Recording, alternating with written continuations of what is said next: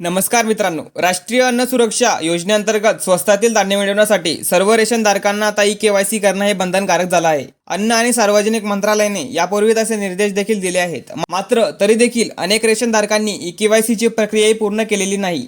त्यांचे रेशन हे 1 नोव्हेंबर पासून आता बंद होणार आहे। तत्पूर्वी ई-केवायसी करण्यासाठी 31 ऑक्टोबर पर्यंत अंतिम मुदत देण्यात आली आहे। जर रेशनधारकाने 31 ऑक्टोबरपर्यंत ई-केवायसीची प्रक्रियाही पूर्ण केली नाही तर त्यांना रेशन धान्यही मिळणार नाही। याशिवाय अशा रेशनधारकांचीही नावे रेशन कार्डमधून वगळली जाणार असून त्या रेशन कार्डला देखील रद्द केलं जाणार आहे। आता पुढील 36 दिवसात राज्यातील 4 कोटी तर जिल्ह्यातील 20 लाख व्यक्तींची ई-केवायसीही करून घ्यावी लागणार आहे।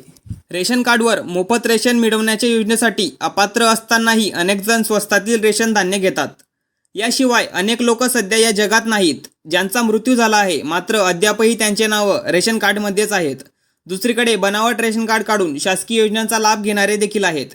या पार्श्वभूमीवर आता सर्व रेशनधारकांना म्हणजेच ज्यांचे नावं रेशन कार्डमध्ये आहेत या सर्वांना आता ई-केवायसीची प्रक्रियाही करावी लागणार आहे। रेशन कार्डवरील जो कोणी सदस्य मुदतीत ई-केवायसी करणार नाही त्यांचे नाव रेशन कार्डमधून काढण्यात येतील आणि त्यांना रेशन सुद्धा मिळणार नाही। तर 31 ऑक्टोबरपर्यंत शेवटची मुदतवाढी करण्यात आली आहे। लवकरात लवकर ई-केवायसीही करून घ्या। महत्त्वपूर्ण हा व्हिडिओ सर्वांना शेअर करा। चॅनलवरती नवीन असाल तर चॅनलला सबस्क्राईब करा आणि व्हिडिओला लाईक करा।